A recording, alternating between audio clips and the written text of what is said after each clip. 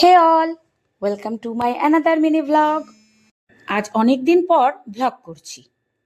দেখে বুঝতেই পেরেছ, ফুল মালা মিষ্টি নিয়ে মন্দিরে এসেছি পুজো দিতে। উপলক্ষ ছেলের জন্মদিন, তাই প্রতি বছরের মতো এবছরও সকাল সকাল ঘুম থেকে উঠে ঘরের কাজ করে স্নান সেরে বেরিয়ে পড়েছি স্থানীয় একটি মন্দিরে।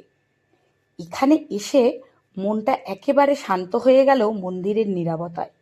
সত্যি, মন্দিরে আসলে দৈনন্দিন জীবনের ওঠানামায় অশান্ত মনও একেবারে ভালো হয়ে যায়।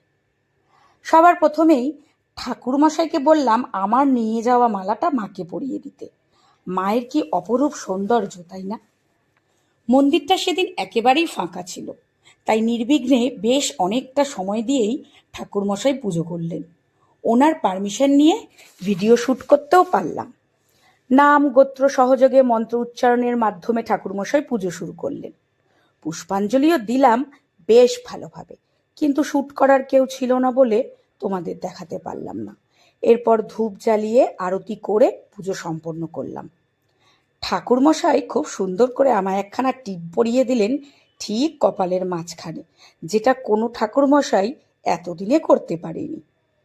তোমরা সকলে আমার ছেলেকে দীর্ঘায়ু ও মঙ্গল কামনায় আশীর্বাদ করো কিন্তু।